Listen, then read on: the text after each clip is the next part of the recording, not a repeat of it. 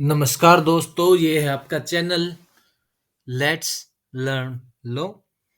आज हम Indian penal code के सेक्शन 6 से लेकर सेक्शन 10 तक बात करेंगे।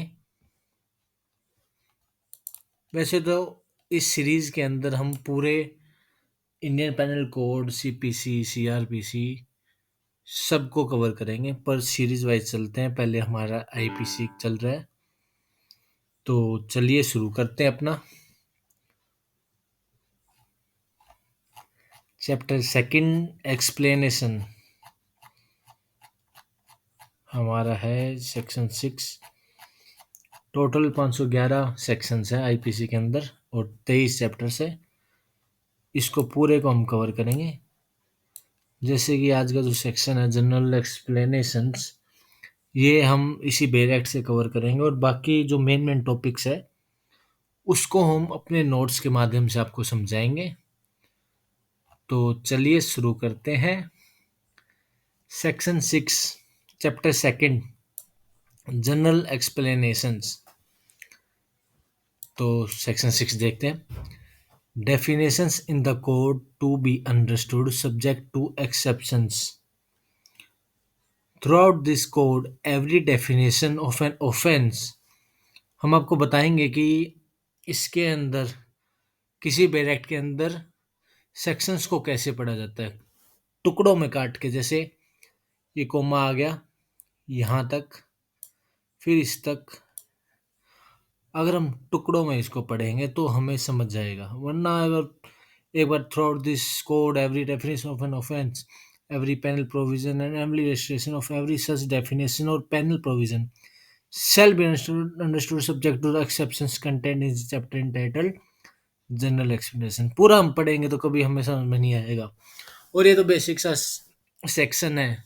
जैसे जैसे आगे चलेंगे बहुत ही कॉम्प्लेक्स सेक्शन आएंगे जिसमें हर लाइन के साथ थोड़ा सा डिफरेंट मीनिंग होगा। तो चलिए इसको देखते हैं।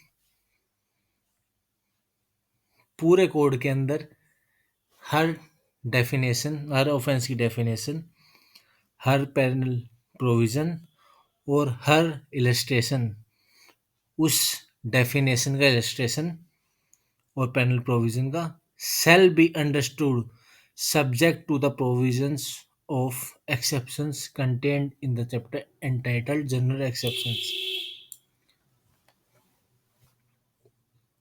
जो हर एक डेफिनेशन है, पैनल प्रोविजन है या उसका इलस्ट्रेशन है, हमें एक्सेप्शंस है जो जनरल एक्सेप्शंस में दे रखे है, उसको साथ में लेकर पढ़ना होगा। क्योंकि हर सेक्शन के बाद, हर प्रोविजन के बाद, हर डेफिनेशन के बाद वो एक्सेप्शंस दोबारा नहीं दी गई है। एक बार जो जनरल एक्सेप्शंस चैप्टर के अंदर दे दी गई है वो हर सेक्शन के बाद नहीं दी गई, क्योंकि अगर हर सेक्शन के बाद देंगे वो बहुत कॉम्प्लेक्स हो जाएगा पढ़ना। तो जैसे कि रजिस्ट्रेशन देखते हैं, एग्जाम्पल देखते हैं। The section in this code which contains the definition of offence, जहां डेफिनेशन दे रखी है ऑफेंस की, do not express that a child under 7 years of age can not commit such offences. जो ऑफेंसेस की डेफिनेशन है, चलिए ऑफेंसेस की definition पे चल पढ़ते हैं एक बार, उसको देख के।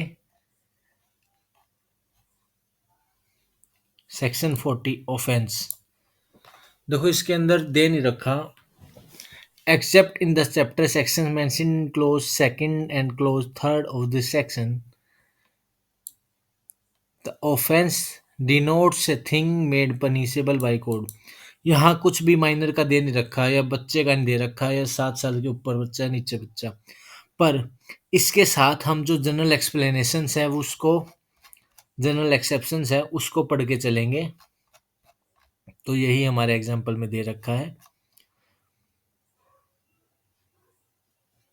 But the definitions are to be understood subject to the general exceptions which provide that nothing shall be an offense which is done by a child under 7 years of age। समझे?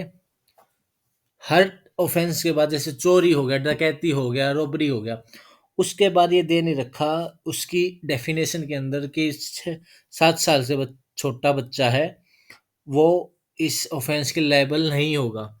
पर एक बार जनरल एक्सेप्शंस में दे दिया है कि ये 7 साल से छोटा बच्चा है, वो क्राइम नहीं कर सकता, ऑफेंस नहीं कर सकता, तो हमें हर बार उसे मान के चलना पड़ेगा। ऐसे एक एग्जांपल और लेते हैं। A police officer without warrant apprehends Z who has committed murder. ये उसने जेड ने मर्डर कर दिया और ए जो कि एक पुलिस ऑफिसर था उसने उसको पकड़ लिया। Here is not guilty of the offense of wrongful confinement। wrongful confinement का गिल्टी नहीं होगा ये, क्योंकि he was bound by law to apprehend Z। Law उसको बाध्य करता है, उसकी ड्यूटी है जेड को पकड़ना। And therefore the case falls within the general exceptions. General exceptions में दे रखा है कि अगर कोई किसी की ड्यूटी है, बाउंड है वो ड्यूटी से, तो अगर किसी को पड़ता है, कोई एक्ट करता है, nothing is an offence which is done by a person who is bound by law to do it.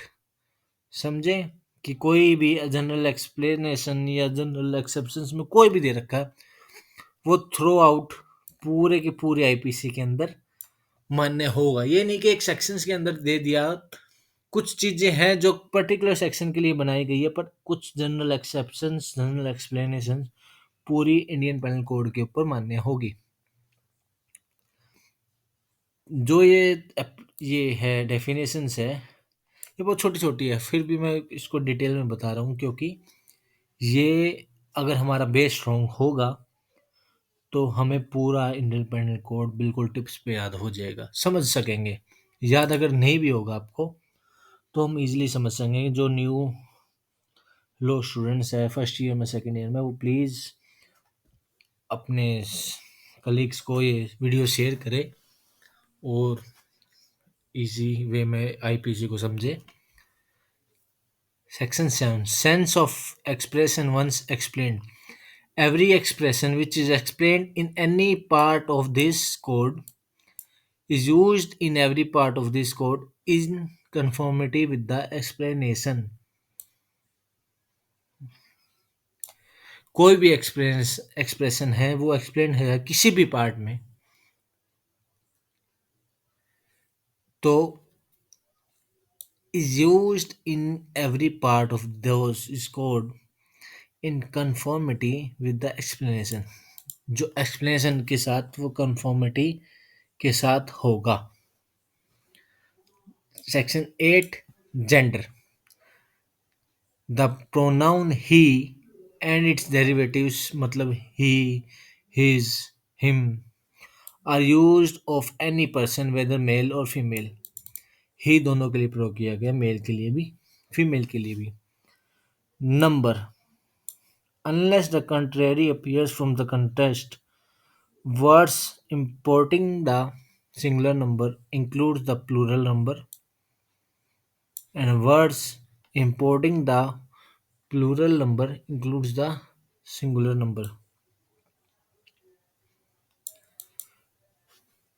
जब तक बिल्कुल कॉन्टेक्स्ट से क्लियर नहीं होता कि सिंगुलर है प्लूरल है, जैसे मान लो 15 है, 15 के अंदर सिंगुलर नंबर भी इंक्लूड होंगे और प्लूरल नंबर भी इंक्लूड होंगे, ऐसे ही प्लूरल नंबर के अंदर सिंगुलर नंबर भी इंक्लूड होंगे। 10 man women. The word man denotes a male human being of any as.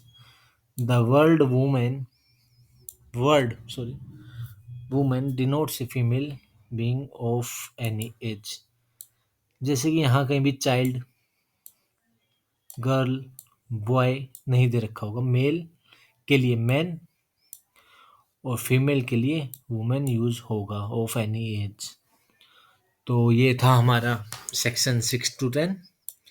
So please like share subscribe our channel let's learn law for more of these videos। 10, 9, 8, 7, 6, 5, 4, 3, 2,